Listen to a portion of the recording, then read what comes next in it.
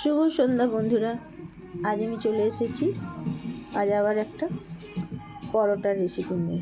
আজ আমি পরোটা করব, তাই এখানে আটা নিয়ে নিয়েছি।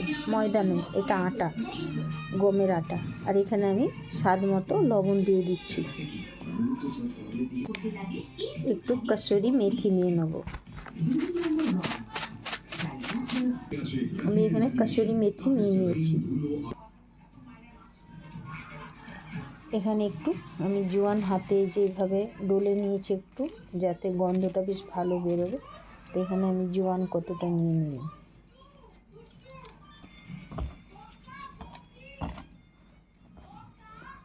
এইভাবে আমি একটু মিলিয়ে নেব। এবার আমি 2 চামচ মতো তেল নিয়ে নেব। এর মধ্যে এই যে তেল নিয়ে নিয়েছি। এবার আমি এটাকে একটু হাত দিয়ে মিশিয়ে তারপর এটা জল দিয়ে আমি মেখে একটা ডো তৈরি করে নেব। আর একটু আমি তেল এটার মধ্যে, ডো তৈরি হয়ে গেছে, একটু মাখিয়ে আর এখন কিছুক্ষণ ঢাকা দিয়ে রেখে দেবো। এবার আমি এটা কিছুক্ষণ ডোটা ঢাকা দিয়ে রেখে দিলাম।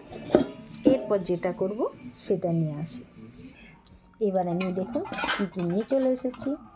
এখানে আছে ফুলকপি, আমি ছোট ছোট কেটে নিয়েছি, ধুয়ে নিয়ে এসেছি। এখানে একটা আলু, আর এই যে মূলো, আর এক টুকরো আদা আছে। এগুলো আমি এবার দিয়ে ঘষে নেব, মানে গ্রেট করে নেব। এইভাবে আমি ফুলকপিগুলোকে গ্রেট করে নেব, আর তার সাথে আমি মূলোটাও গ্রেট করে নিয়ে নেব।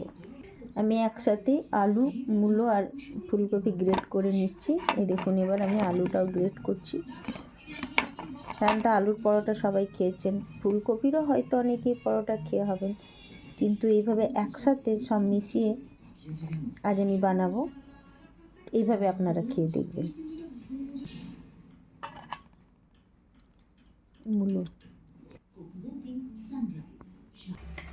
আদা, লঙ্কাও আমি গ্রেট করে নিয়েছি। এবার একটা কড়াই বসিয়ে দিয়েছি, 2 চামচ মতো তেল দিয়ে দিচ্ছি।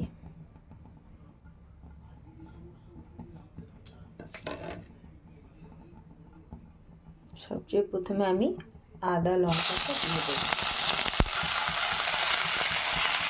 অল্প একটু এটা ভেজে নেব।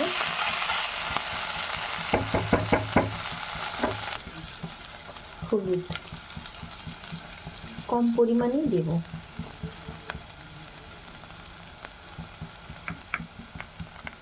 ধনে গুঁড়ো,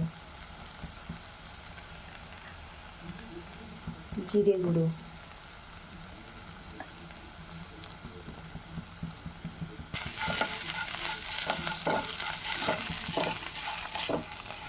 অল্প একটু ভেজে নিয়ে এবার আমি গ্রেট করা ফুলকপি, মূলো আর আলুটা এর মধ্যে দিয়ে দেবো।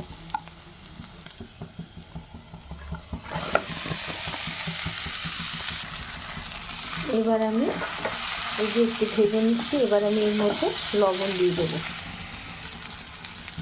আমি স্বাদ মতো লবণ দিয়ে দিলাম। এবার একটু ধনে পাতা এর মধ্যে অ্যাড করে দেবো, আর একটু চিনি। প্রায় রেডি হয়ে গেছে। এবার আমি এর মধ্যে একটু বিট নুন দিয়ে দেবো, আর একটু লেবুর রস। একটু টক টক ফ্লেভার, খুব ভালো লাগবে।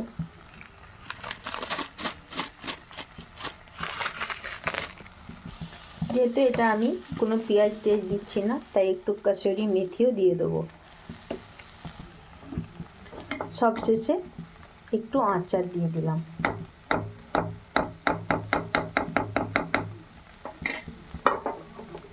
আর একটু বাকি ছিল এই ধনে পাতাটা উপর থেকে দিয়ে দিলাম। এখানে আপনারা পেঁয়াজও দিতে পারেন, কিন্তু আমি পেঁয়াজ দিলাম না। এটা নিরামিষভাবেই করলাম, যাতে সবাই এটাই খেতে পারবে। এটা নিরামিষ ভোজীরাও, বা আচার দিলে তার স্বাদটা আরও বেশি বেড়ে যাবে, তাই আমি একটু আচার দিয়ে দিলাম। আচারটা অপশনাল, আপনারা দিলে দিতে পারেন, না হলে নাও দিতে পারেন। চলুন, আমার পুর রেডি। এবার আমি সব রেডি করে নিয়েছি। পুর, ডো সব রেডি হয়ে গেছে। যে ডো থেকে আমি কেটে কেটে একটা লেচি বের করে নিচ্ছি। আর আজকে দেখুন আমি কিসে এই পরোটাগুলো বানাবো। দেখেছেন, আজ আমি কয়লার উনুন নিয়ে এসেছি। এতে আমার দুটো কাজই হবে। এক তো কয়লার উনুনটা ধরানোর কারণ আমাদের এখানে বীভৎস ঠান্ডা দুর্গাপুরে, আর এই জন্য আমার ঘরটাও একটু গরম হচ্ছে, আমিও একটু তাপ পাচ্ছি, আর তার সাথে এই টেস্টি টেস্টি পরোটা এই উনুনের মধ্যে তৈরি হয়ে যাবে। তো চলুন এবার আমি এক একটা লেচিতে বাটি তৈরি করে, লেচিগুলোকে বাটি তৈরি করে আমি পুর ভরতে থাকি। এই যে আমি এর মধ্যে পুরটা ভরে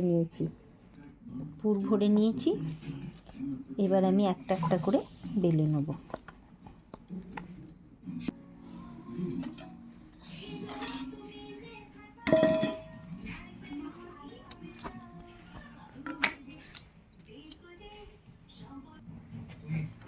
এবার আমি এর মধ্যে তেল দিয়ে দিচ্ছি।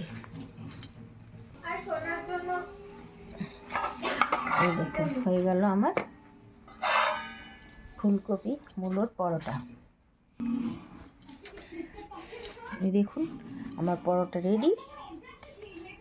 আপনারা এইভাবে পরোটা বানিয়ে খাবেন, সুস্বাদু পরোটা। আমি একটা ছিঁড়ে দেখাই। যে সবজিতে ভরপুর, গরম আছে প্রচণ্ড। আপনাদের নিশ্চয়ই এই পরোটা রেসিপিটা ভালো লেগে হবে।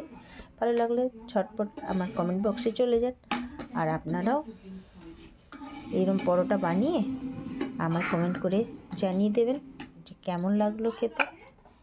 মটরশুঁটি বা কড়াইশুঁটি যেটাই বলি, কড়াইশুঁটির তরকারি আর এই গরম গরম পরোটার খেজুরের গুড় দুর্দান্ত লাগবে। আজকের মতো এই পর্যন্তই। আপনারাও বানিয়ে খাবেন নিশ্চয়ই। আর আমার কমেন্ট বক্সে কমেন্ট করে জানাবেন।